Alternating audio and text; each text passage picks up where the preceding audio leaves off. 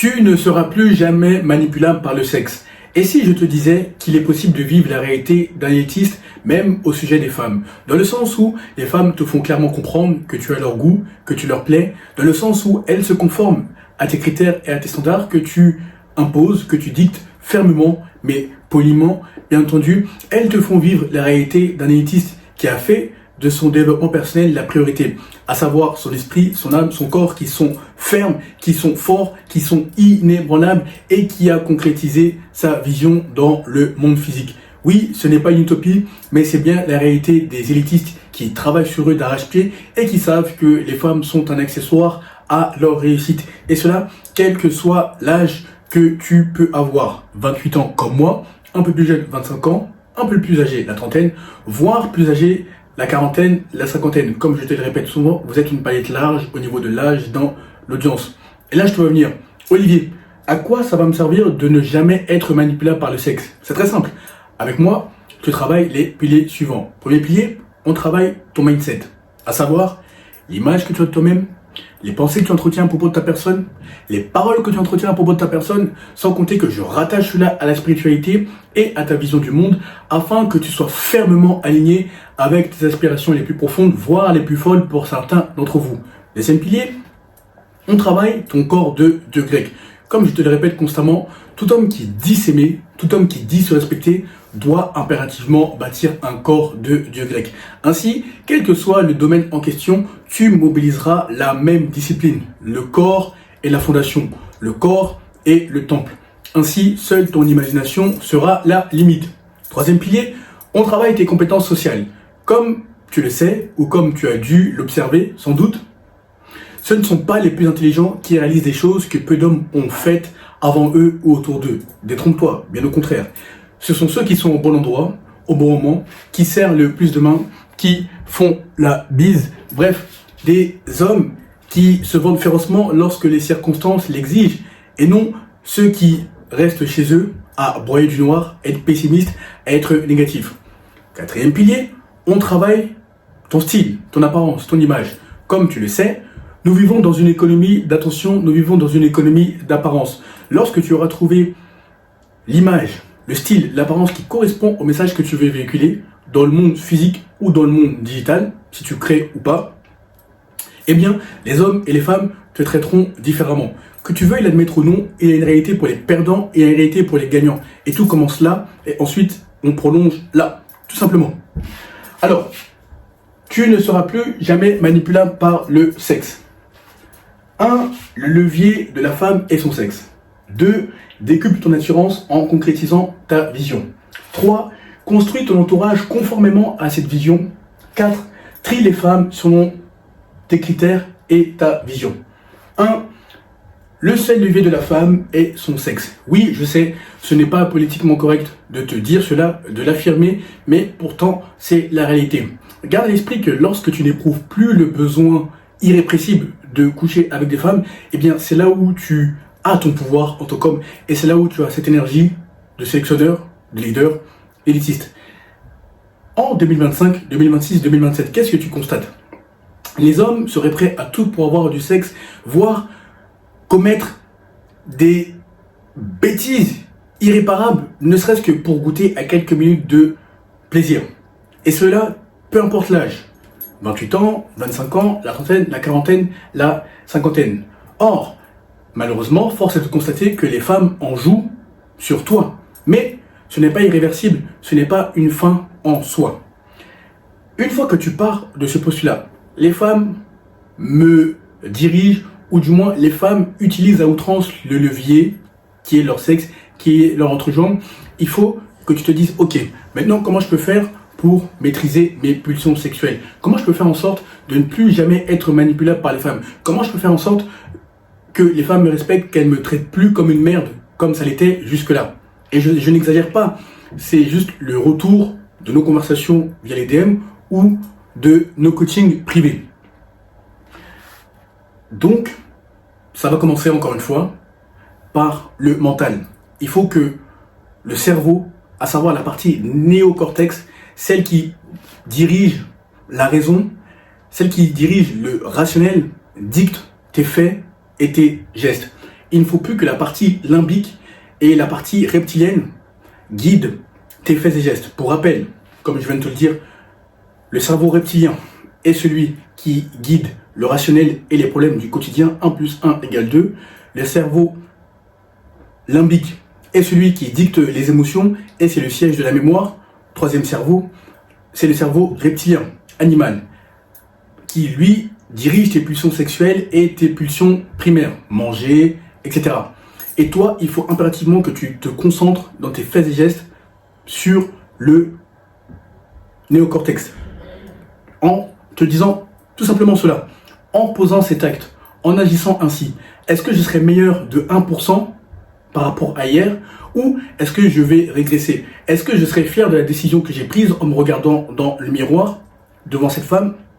Bref, il faut impérativement que le rationnel et la raison te caractérisent. Sinon, tu rateras les plus belles choses que le monde peut t'offrir.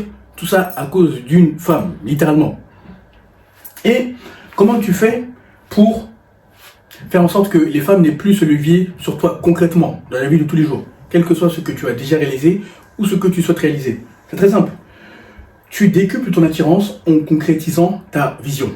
Par vision, j'entends ce que tu es venu faire sur Terre, ce qui est ton moteur dans la vie, ce qui te fait bander intellectuellement, physiquement, mentalement, émotionnellement. Ce qui fait que lorsque tu travailles dessus, eh bien, tu ne vois pas le temps passer, tu n'es pas essoufflé au point où les gens te disent que tu es un robot, tu devrais prendre une pause, mais ça vibre tellement que tu travailles dessus. Bref, tu dois avoir des projets. Car un homme est heureux lorsqu'il bâtit. Lorsqu'il bâtit son corps, lorsqu'il bâtit son intellect, lorsqu'il bâtit son mindset, lorsqu'il bâtit son intelligence émotionnelle dans le sens où c'est lui qui dirige ses émotions et non elle qui le dirige. Bref, un homme est heureux lorsqu'il bâtit. Or, lorsque tu restes chez toi, après avoir travaillé de 8h à 17h si tu es salarié, eh bien, tu ne bâtis pas une vision, tu bâtis la vision de ton supérieur, de ton boss, etc. Attention, il n'y a aucun mal à être salarié, bien que moi, je ne sois pas salarié, mais ce que je veux dire, il faut que tu vois à long terme, comment tu te projettes. Est-ce que c'est l'homme que tu es là, qui travaille de 8h à 17h, ou c'est l'homme qui a des projets à côté, quand bien même il est salarié? Et c'est cette vision qui te permettra de te transcender, qui te permettra d'être fier de l'homme que tu vois dans le miroir. Typiquement, moi la plupart de mes journées sont découpées entre la diplomatie, mes rendez-vous physiques et mes coachings en ligne. Donc mes rendez-vous digitaux. Ensuite, je suis avec mes mentors, avec mes amis, ou sinon je vois les femmes qui sont dans mon entourage. Mais bref, j'agis conformément à ma vision. J'agis conformément à ce que les dimensions spirituelles ont déposé entre mes mains. Toi, il faut trouver un projet, si ce n'est pas encore le cas, qui te passionne et surtout dans lequel tu es naturellement bon. Ce dans quoi on te sollicite naturellement. Et je ne veux pas entendre que tu n'as pas le temps, que tu n'as pas les moyens. En 2025, 2026, 2027, tu as les réseaux sociaux. Tu as la meilleure vitrine pour promouvoir ton produit, ton service ou que sais-je. Et pour faire en sorte que les gens qui te semblaient inaccessibles quelques années auparavant, justement, se rapprochent de toi parce qu'ils voient ton contenu. Bref, ils voient ce que tu fais, que tu te sors les doigts du cul et que tu bouges, tu fais quelque chose de ta vie. Souviens-toi que l'humain est beaucoup plus enclin à faire une faveur à un semblable qui n'a pas besoin de cette faveur. A contrario, l'humain ne sera pas enclin à faire une faveur à ce semblable qui attend, qui se tourne les pouces, qui espère qu'un miracle va tomber du ciel. Ça n'arrivera pas.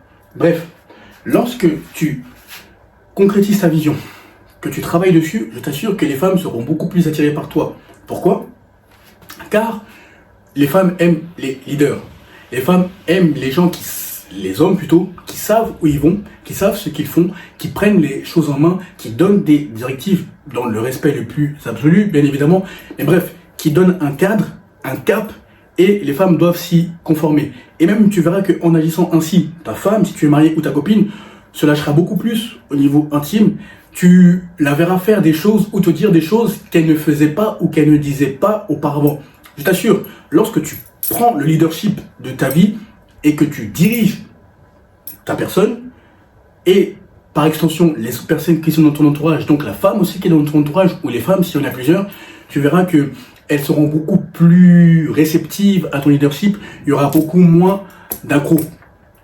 Et pour trouver cette vision, ça peut être à la salle de sport, ça peut être en priant, ça peut être en méditant, bref, il faut que tu apprennes à passer un minimum de temps avec toi-même.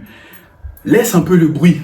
Par bruit, j'entends les gens qui ne t'apportent rien de concret dans ta vie, les gens qui sont juste là pour la gratification instantanée, les gens qui t'appellent juste pour boire de l'alcool, les gens qui t'appellent juste pour aller en boîte de nuit. Il n'y a pas d'âge, il y a encore des grands papas de 50 ans qui pensent encore aux boîtes de nuit, qui ne pensent pas à l'héritage ou à des choses qui serviront sur le long terme, pour la progéniture, etc. Bref. Mais ça t'aidera, lorsque tu seras seul avec toi-même, dans des activités qui te permettent de mieux réfléchir, de mieux concevoir ta vie. Bref, ça t'aidera à avoir cette vision. Ça peut être via la clairvoyance, via la clairaudience. Typiquement, moi quand je m'entraîne chaque matin, j'ai les meilleures idées de vidéos, j'ai les meilleures idées de discours si je suis amené à en prononcer un dans le cadre diplomatique.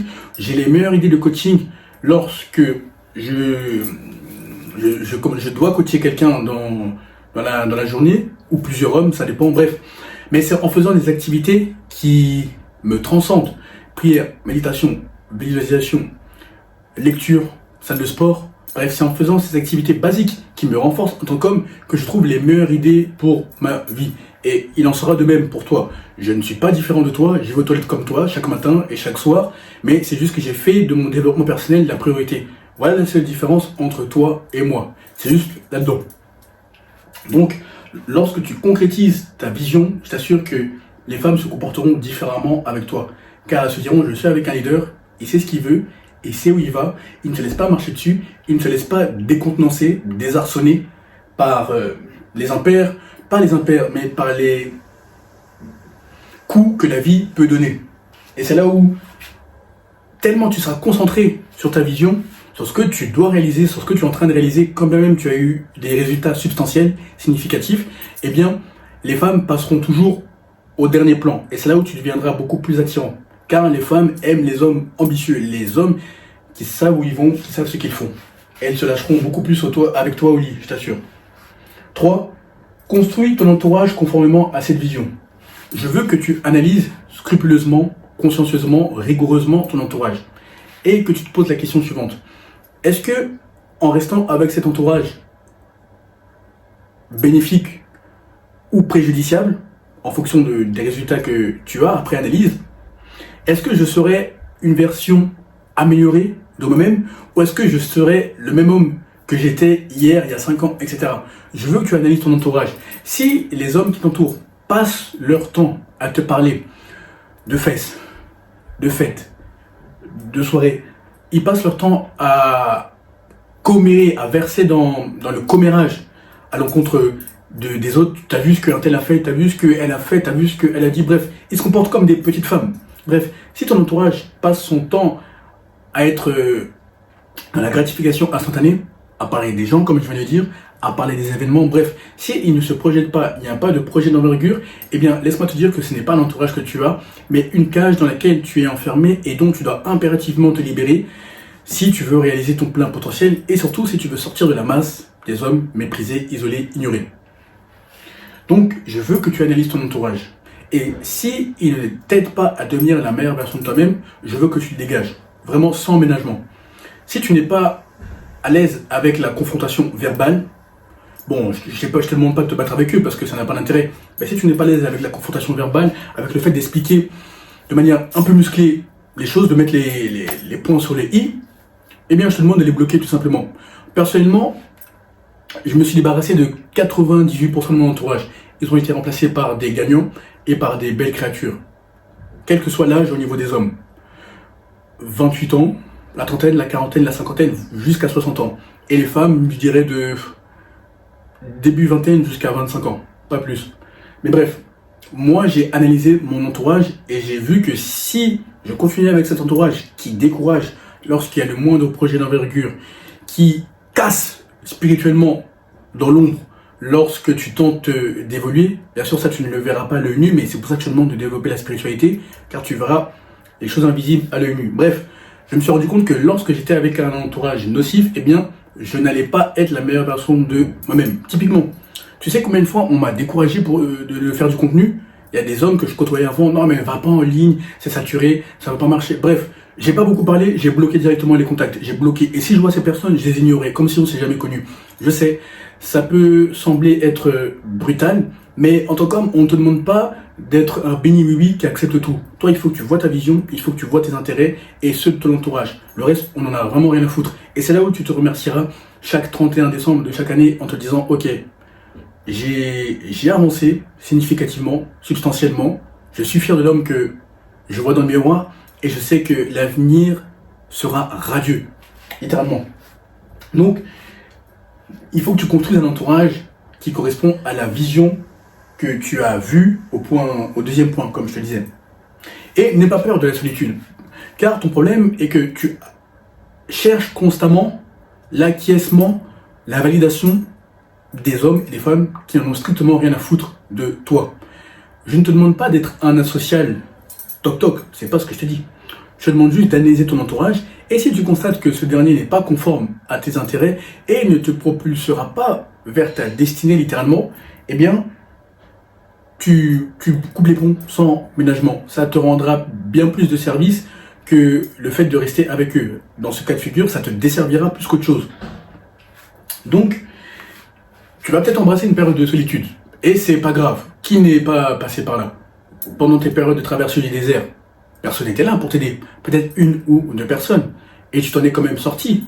Vivant, renforcé, beaucoup plus lucide, perspicace quant aux personnes bonnes ou mauvaises. Et bref, tu t'en es sorti. Moi aussi, j'ai eu ma traversée du désert. Quel homme n'a pas connu cette période? Bref, si tu as connu tes traversées du désert et que tu t'en es sorti plus fort, eh bien, tu peux accepter cette solitude temporaire dans laquelle tu rencontreras des hommes ou des femmes qui vibrent à ton énergie, à ta vibration, à ta fréquence. Bref, des hommes qui te permettront de passer des caps supérieurs que tu ne rencontreras jamais si tu continues constamment à chercher la validation externe des hommes et des femmes qui n'en ont strictement rien à foutre de toi. Donc voilà pourquoi tu dois construire un entourage conformément à cette vision.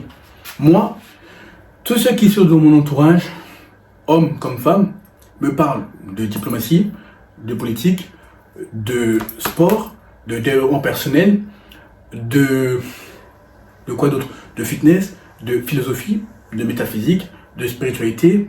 Bref, on parle de sujets divers et variés. Si je devais schématiser mon entourage, il est à l'image de ce que je te montre comme livre. En effet, si tu veux connaître un homme, regarde ses lectures, regarde son entourage, et sans qu'il ne dise un mot, tu pourras faire une synthèse de cet homme-là. Donc voilà pourquoi tu dois construire un entourage conformément à cette vision. Quatrième point, il faut que tu tries les femmes selon tes critères et ta vision. C'est là où tu ne seras plus jamais manipulable par le sexe. Pourquoi? Car là, le problème est que du moment que la femme a des cheveux, un corps, eh bien tu te livres bêtement à elle, comme si tu n'as pas de valeur, comme si tu n'as pas de prix, comme si tu ne vaux rien. Et justement, c'est là ta plus grande erreur, car les femmes continueront à te manipuler, à te manquer de respect. Moi, je te donne mes critères, je ne te dis pas d'adopter les miens, mais tu dois impérativement avoir les tiens.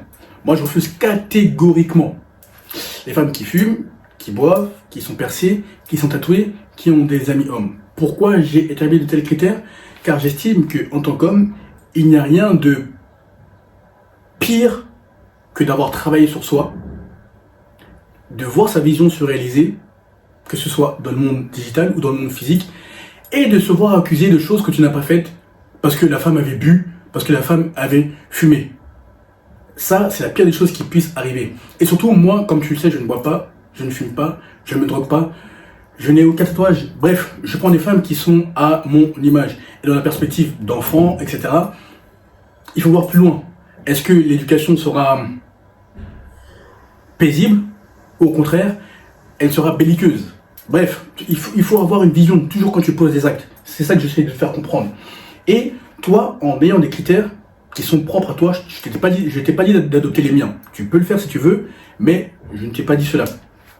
Eh bien, lorsque tu prends les femmes qui sont selon tes critères, eh bien, tu constateras que déjà, les femmes seront beaucoup plus chanceuses d'être en ta présence Parce que tu le leur diras clairement, écoute, moi je refuse les femmes qui font ça, ça, ça, ou qui sont comme ci, comme ci, comme ça. Et elles comprendront à ton énergie, ta vibration, ta fréquence, que tu ne coucheras pas avec n'importe quelle femme. Et contrairement à ce que la société veut te faire croire, tu as de la valeur. Tu vaux quelque chose, tu n'es pas une merde. Pourquoi je te dis ça? Car ta semence est extrêmement puissante. Donc il faut que tu l'utilises à bon escient avec les femmes qui en valent la peine, avec les femmes qui correspondent à tes critères, à tes standards, qui te respectent. Bref, tu ne seras plus jamais manipulable par le sexe si tu tries les femmes selon des critères stricts, précis et que tu n'y déroges jamais. Donc, ça commence par le mental, tes pensées, tes émotions, tes actions, le subconscient qui est par conséquent reprogrammé et la spiritualité qui permet de cimenter tout cela. Une fois que tu pars de ces principes, tu pars de ces postulats, je t'assure que fin 2025, fin 2026, fin 2027, tu ne seras plus jamais le même homme. Tu seras un homme élitiste. Voilà là où je t'amène à travers mon contenu gratuit, donc le court format, les shorts ou le long format comme là, et on va beaucoup plus en profondeur via mes coachings privés, sur mesure, donc payants. Écoute, applique férocement les 4 points que je t'ai exposés succinctement et simplement, obtiens des résultats phénoménaux, et ensuite, lorsque tu es prêt à passer à la vitesse supérieure et au niveau supérieur, tu m'envoies un message pouvoir sur Instagram et je verrai si tu corresponds à l'un des programmes et surtout si tu es prêt à investir sur toi. À très vite.